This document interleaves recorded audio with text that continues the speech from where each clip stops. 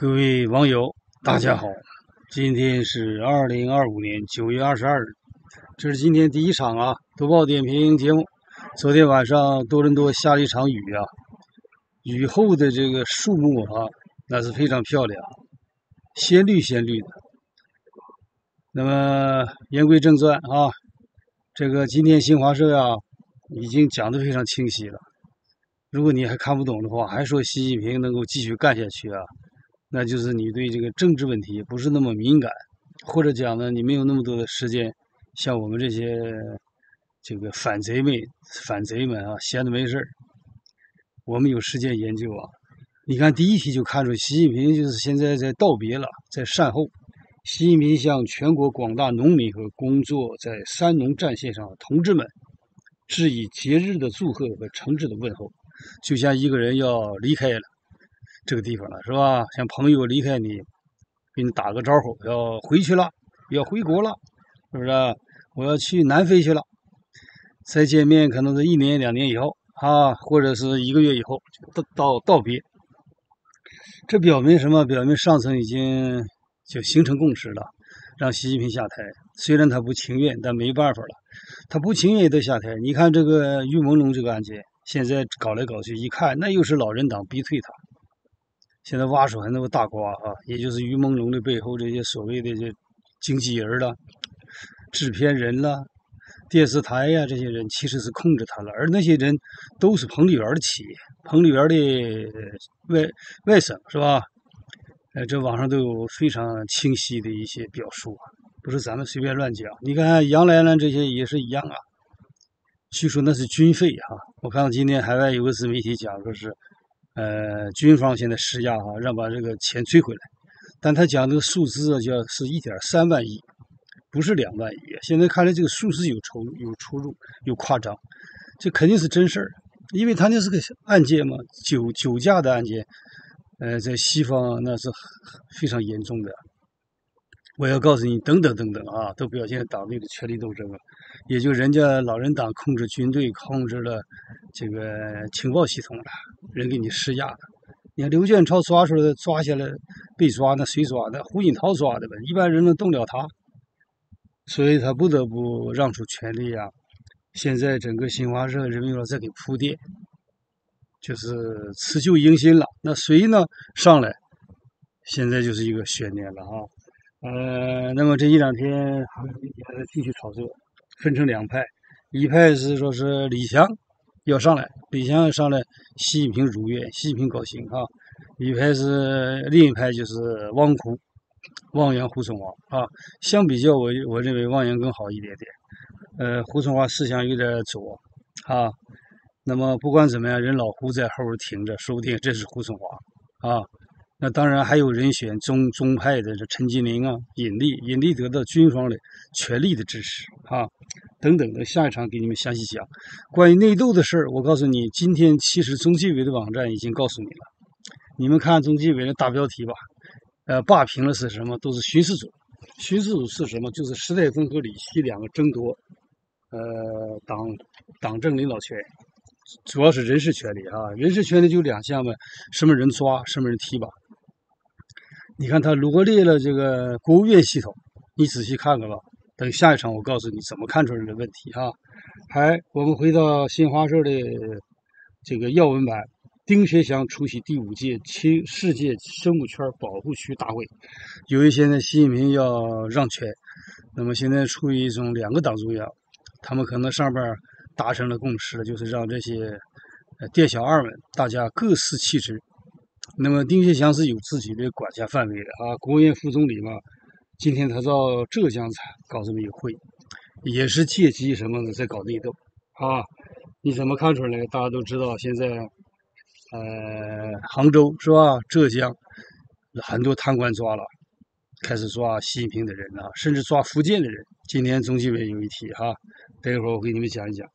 那么丁薛祥22号在上海，在杭州有一个会，第5届世界生物圈保护大会还致辞。你看，还有一张照片这丁薛祥也是非常活跃的这个对象，不过他有江派的背景似乎根据那个小说家讲的是3进3退是吧？他好像还在位。谁知道呢？因为江派联手胡派，或者胡派要联手江派，才能把习近平干趴下，应该是这么个趋势哈。那么我认为这个丁薛祥在上海也借这个机会啊，是就给习近平洗地吧。你借这个活动才能有理由来才能找那些当地的官员，才能掩盖一些真相，才能了解情况，才能稳住他这些阵脚，对吧？我认为是这样啊。你看，中方将在北京召开全球妇女峰会。中国现在最不重视妇女工作。你看铁链女这个事儿那么大，炒作当年都是点击都上亿了。你看习近平和彭丽媛都不去看，理都不理。那恰恰是李强老巢徐州公安搞的事儿。习近平怕得罪公安，也怕得罪李强，是吧？也怕李强不高兴，他俩是一伙的哈。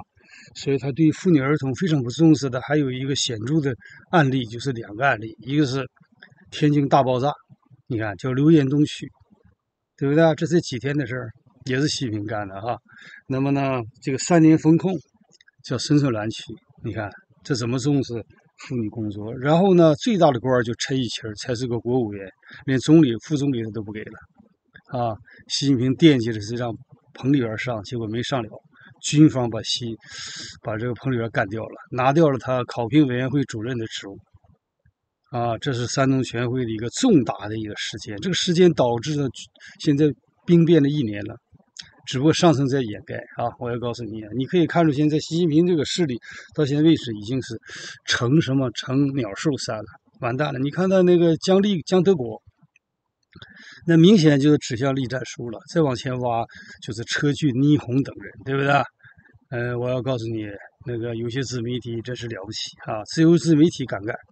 所以昨天超震撼是世界，主要是美国哈，各地都在纪念这个柯克。那么川普啊和马斯克在现场还握手了，他俩算是这个要握手言和了。那么更多的人都在追思这个柯克。那么形成两派了，川普是还要严惩凶手啊，但是柯克的太太是决定是原谅他了啊。那么我要提醒大家，你们不要只关注什么过世的柯克，你们看看生活当中有多少这些异议人士批评中共受到威胁？难道说你们只有等到他们死掉了以后再去怀念他们吗？对不对？你看这些自媒体，据我了解的，没有一个不受到威胁的，有的威胁那都达到了非常恐怖的程度。我要告诉你们啊，所以我认为大部分人是真心的怀念、纪念柯克，也有些政治人物在表演，有些人就愿意这样借这个机会，其实他显摆自己，他不真心的帮助这些批评中共的这个奋战的战士们，那不在名声大小。你看法轮功那些。异议人士呢，法轮功的媒体自从来到美国，一直在抗争。现在海外批评中共就是法轮功的，你看他们国内的家人受到多么严厉的惩罚呀！你看今天江天勇就是因为又发现了一个小女孩是吧？他是给那个谈西藏问题，结果回国以后他就抓张天勇给他维权，又把江天勇抓了，这都是活着的柯克，你们应该多关心这个。发现有些人就愿意搞这些凑这些热闹，是吧？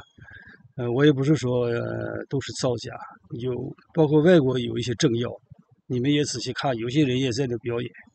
你怎么现在想起要赞助了？你那时候人家抗争的时候你不赞助？你看现在很多自媒体，他为什么讲一讲就插点广告？生存艰难，那你留那些钱都干嘛？你为什么不赞助他们？还有这个马云。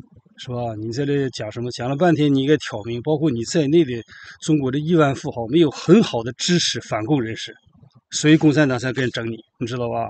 就包括王健林也是一样啊，你共产党不整你吗？都得整，你必须大家都团结起来，勇敢站出来支持民主和自由。有钱出力，有钱出钱，有力出力啊！你马云就应该拿出钱来资助这海内外的反共人士，他才不敢欺负你，不就这样吗？他欺负你都不敢报道，是吧？你只能委婉的讲什么诚实啊，绕来绕去的。你再怎么绕，你一定要挑明，中国主要是政治制度问题。这个制度变革啊，民营企业家的财富就是共产党财富，命都是共产党的。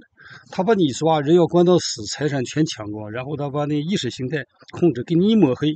你就完了。你看马云前段时间多悲催呀！现在气候又缓和了，是吧？看到胡温卷土重来了，开始又往前走了一点点。就中国的亿万富豪，我接触也好多，基本全是这样。我告诉你这就是你们每一个人都是中共作恶的原因之一，懦弱，这个卑微，是不是啊？趋炎附势，就是蝇头小利这东西。你就想想，你中国要不变个政治制度，怎么可能保护民营企业家？你看这重庆长虹打黑，很多跑出来又跑回去了，河南有个跑出来有名，现在也回去了，什么原因？利，又忘了是吧？共产党整你的时候，他不是整一个人你任何人我跟他都整你。我要告诉你们你们要帮助你们所有的活在你们身边的客，太多太多了而不要嘲笑，而不要贬低，你们想想这是我今天对你们最好的一个这个忠告了，是吧？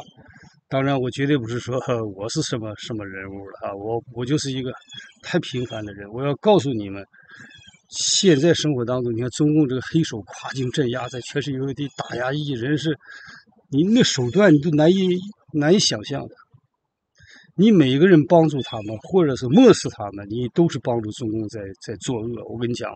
都是你自己倒霉的原因之一。你就想他为什么敢这么疯狂？那个小女孩人家叫张亚迪是吧？今天早上我看到了因为我很关注江天勇我和江天勇通了一次电话就讲了一句话那么这个江天勇呢很了不起他就是给这个小孩妈妈维权，约他在咖啡店见面他小孩抓进去了，回国抓进去，他不得去维权，这应该的，因为他又把江天勇抓了。这共产党我跟你讲非常可恶你跟刑法和刑事诉讼法怎么规定的？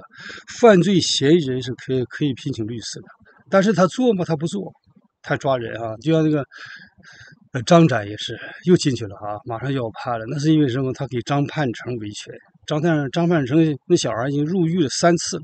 你看中国的老百姓，中国的艺人士，包括亿万富豪、千万富豪，大部分都装聋作哑你装聋作哑，其实就给中共作恶。他为什么中国共产党能统治这么久呢？就是因为他残暴，他的国民呢，我讲国民的卑微，我就跟你讲嘛懦弱卑微、自私、蝇头小利、趋炎附势。你看一看，你看人家尼泊尔怎么成功的，对不对？一夜叫你垮台的，你得抗争才行。我要跟你们讲那么咱们今天扯远了，我跟你讲，下一场再给你们详细讲那么你回到这个你包括妇女吧，你看那些妇女们都讲自己半边天争斗，不停的维权，你们怎么不想一想，为什么天津大爆炸，习近平不敢去，叫刘彦东去，你们为什么不站出来发声为妇女儿童发声你看3年封控那么危险的时候，他把孙春兰推去了，他现在戴着口罩，有人还颂扬习近平。你想想，你们不都是没这良心吗？在这趋炎附势吗？对不对？你包括还有一些女干部也是这样，是不是还有办人床上运动都有，是不是就是出卖的灵魂，是吧？你忍受他的剥削、压榨、欺辱，是导致中国目前的现实。你看现在，你如果现在不换人的话，再往前走就是和美国直接火车对撞了，你看不出来吗？是不是你看今天中共国就生了什么牛皮了，每天吹牛皮经济上已经垮掉了，现在开始什么呢？高质量完成“十四五”规划外汇储备稳定在3万亿美元以上，永远是他最大，到底有多少他也不知道，谁知道也不知道真相。但是根据我看的，有的自媒体他研究这个经济研究很透，也全是事实讲话你这么搞下去，经济完了崩盘了，实际上已经基本上崩盘了。你只有印票的了，将来是吧？不停印票的。那么还有砥砺奋进70载，天山南北出华章，这吹牛不过中国在航天事业还是有一定的基础你应该承认所以每到了危难的时候，它叫秀秀。还有这个3型舰载机电磁弹射，这个以前都是讲到了。你和美国的航母比较一个福建舰，你就是一个大的棺材板子浮在水面上，跟你讲，根本打不了仗。怎么打不了仗？人家是核动力你是蒸汽动力。我都讲了多少次，我在这里也认识海军的2、3个人，都有的是大连的。你问问他们，你那个动力和人的动力都不一样，就像那个汽车引擎不一样。吹啥吹有什么用？航母是一个流动的作战平台啊，主要是舰载机它的动力。再过多少年，如果你现在忍受中共的姑息养奸中共还不整他可能以后再个10年，可能他就发展起来，胜过美国了。现在他打不败美国，不在一个档次上。你就想，你那个发动8个小时才能发动起来，人4个小时就投入战斗了，4个小时足以就给你击沉了，你这有啥用？你这只能忽悠忽悠。要什么人家美国公布他这个把这个国防部改成战争部了，然后把这个中岛给你放到日本了，挪到日本了，那就这个关口迁移兵临城下了呗。那习近平马上磕头了，答应这个抖音要继续抖了，是吧？也给美国了。关于抖音呢，媒体都有很多报道。现在是川普大胜了，是不是啊？抖音，因为抖音呢，它这个载体很好哈，这形式很好。这个美国的资本家把它买下来了啊，这是件好事。其实这个习近平就等于给美国磕头了呗，对不对？但是他官媒的报道还在欺骗老百姓。你像这个凤凰网每天都在撒谎啊，明明是这个美国川普联手欧洲制裁中共是吧？你看凤凰网第一题就讲奥尔班，只有匈牙利的奥尔班支持中共，对吧？说欧盟官员如何惊慌失措，人惊慌失措呀，人其他工业国联手制裁你，加税50%到100%，你就歇菜了。这官媒整天在撒谎，有什么用？你撒谎这些东西是不是啊？除了这个撒谎，就是吹牛皮啊！你看每天这个经济一塌糊涂，而且还伴随着什么天灾人祸。你看广东突破17级，广东马上进入战时状态了。为什么呢？这个天气异常，广东全面进入临战状态，这是凤凰网今天报道的。深圳市委书记挺重视啊，说台风预计带来极严重的风雨浪潮。你再看北京是吧？北京门头沟古刹里边那个寺庙里这个大树咔嚓一声断了，千年古树，这预示着什么？要换帝王了，习近平要歇菜了。我就告诉你哈，他不下台也不行了，已经没有招了啊。已经是被元老们和新贵们基本上抛弃了。你就看今天国家监察委那个网站的消息就看出来了哈。那么我们再来往下看一看啊，等一会儿我告诉你从哪里看出今天最重要的新闻。先把这几个讲完，推进双碳目标，引领绿色低碳发展，这都吹牛啊。还有整治恶意挑动负面情绪问题，负面情绪就中共挑动的。你就想吧，那律师维权，你给律师抓钱，你不是挑动这个负面新闻吗？正面新闻是应该维权，对吧？依法治国才行啊！不管什么人都可以聘请律师，对吧？你看今天美国要出台一个法案很好啊，我看西方之声报道的，就是高质胜人权法案，就是一定要给这个东西人权和这个物质利益这个贸易捆绑到一起，你才能制止中共，很好啊！陈光诚今天有个提议，我是非常赞成啊。你看还有文化和旅游部通报第5批暗访状态，因为现在内循环就靠旅游业了。而旅游业领域，因为共产党本身就是个骗子党，连中宣部就这个大骗子部撒谎，老百姓也撒谎，也不诚实，做生意也骗，很正常的。旅游行业经常有骗的，比如说大汽车停在那儿，上来吧，马上就开。我06年释放，07年我上泰山，就是泰山脚下那个车就是，大巴。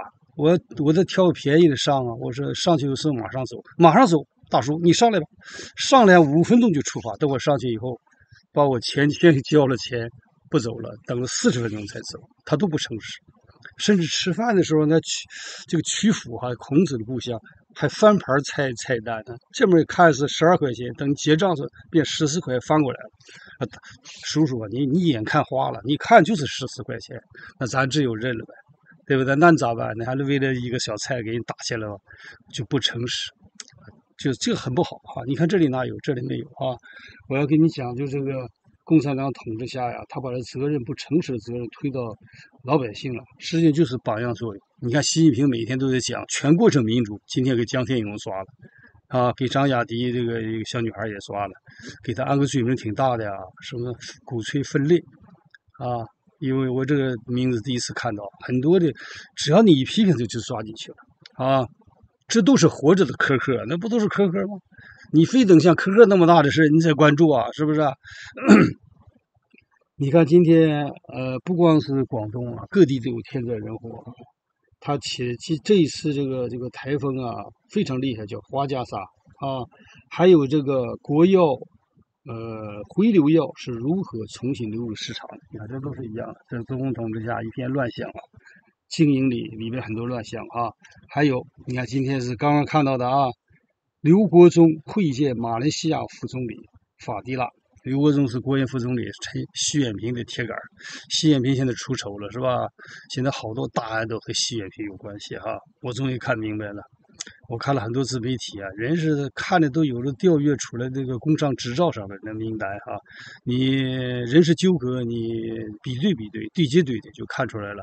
这个习近平上台以后，他的家族钱没少捞，我跟你讲啊，各个领域都是他家的人啊。你看这个中国和平统一促进会，这是在国外搞统战，是吧？打着什么和平统一的旗号，什么和平统一？你要真是和平统一，就和俄罗斯切割，倒向美国才有和平，对不对啊？李鸿忠主持森林执法检查组第2次全体会议，这个讲话。李鸿忠是个马屁精，现在非常的活跃啊。不过李鸿忠啊，现在开始转向了。根据他上一次搞的会议，他呢在讲到2个确立的时候，他用了深刻领悟，导向了时代风。这是最大的事儿，我告诉你，你要记住这个词儿，可不是开玩笑的啊！领悟什么意思？领悟是反对习近平连任的啊！你再看何立峰会见美国众院代表团，中美之间呢，一般情况下不会打起来啊，双方都是愿意这个回归到改革开放年代。他们派这个代表团来，也是来探探风声。因为什么？他可能知道了，情报系统知道了哈，要换人了。他们希望胡春华、汪洋上来，中美要继续合作啊，而不是战争。哎，今天最重要就是后边这一题，中央和国家机关同上一堂课。其实你讲这一条就行了，就这个大家你看看啊，看见没有？怎么叫中央和国家机关呢？是2套班子，就是国务院有一套班子，对不对？党中央一套班子。中国共产党啊，他这个人浮于事，床上暗床哈，养这些白痴宝，就2个部门。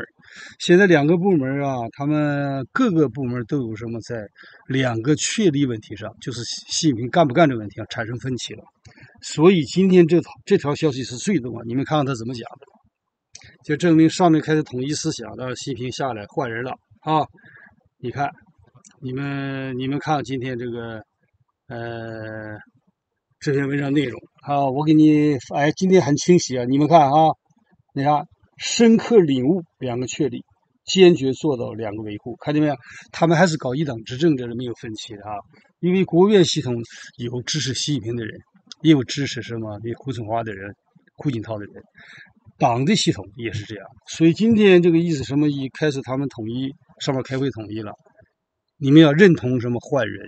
为什么要换人？你们要仔细想想，就要深刻领悟。这就是石泰峰的口径，和李希不一样哈。这是最重要的一件事。然后你们再看今天中纪委网站就看明白了。中纪委网站今天要闻版罗列了、霸屏了哈，告诉你们20届中央第3轮巡视组，国务院系统全走了个遍。你点开看一看吧啊！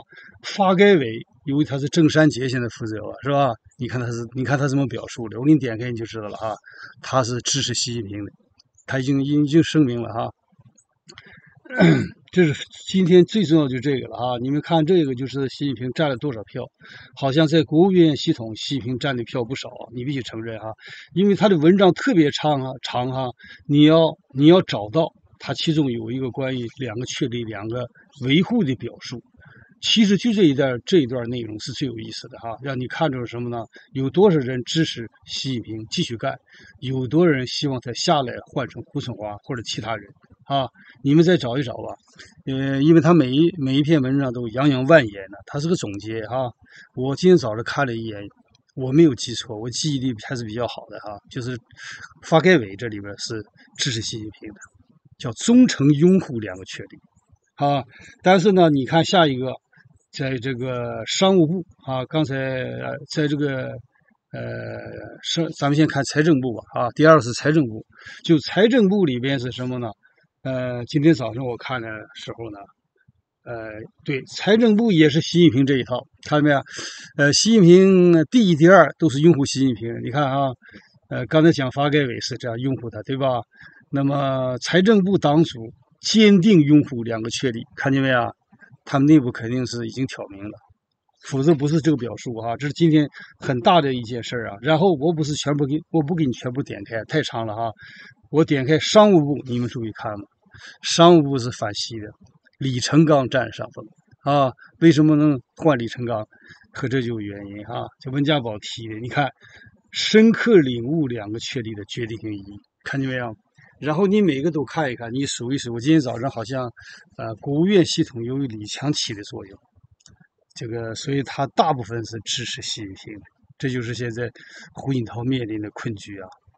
你知道了吧？现在内斗正在特别激烈，但是，军队系统啊，全倒向这个老胡了啊，已经非常明显了。那么关于内斗的事啊，等下一场详细跟你们讲啊。今天这个福建省还抓了个政法委书记，应该是属于习家军啊，这说明习近平的势力啊成鸟兽散了啊，已经守不住了。那么老胡在背后这个起作用。那么刚才新华社还没讲完啊，只是给你们讲了最重要的一题，突出重点了。还有推动运动，促进健康事业发展，这是让老百姓健身准备打仗。打仗你要当炮灰啊！如果共产党领导的话，一旦挑起战争啊，习近平想自救，军委主席可以不换，他就想把张友侠当成炮灰，最大的炮灰是吧？军方不愿意干啊，我认为轻易打不起来，因为军方不参战，现在哪像打仗的样子？打仗得有国防动员呢，国防动员能进行吗？中国的老百姓怎么可能恨美国呢？和美国打仗是吧？你的小孩在美国留学，你和美国打仗，你给我讲讲吧。小孩怎么办？跑回来啊，回到中国去啊，是吧？有人讲是你拿到美国绿卡或者成为美国公民就完事了。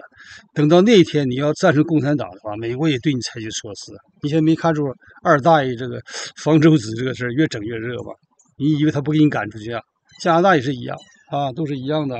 现在没彻底撕破脸皮，所以有些人可以两边占便宜，可以当两面人，两边忽悠。你等开战了呢，开的是敌对国了，你想想是个什么形势，是吧？你必须选边站了哈，这是个严峻的形势。咱们不希望战争哈，我跟你讲是告诉你这个严峻现实，并不表明我鼓动战争啊，我从来是反对战争的啊。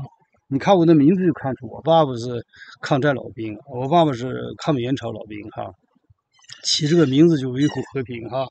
你看，去年4059家高校成果转化合同2269.1。你看，你既然转化这么好，为什么大学生一毕业就失业？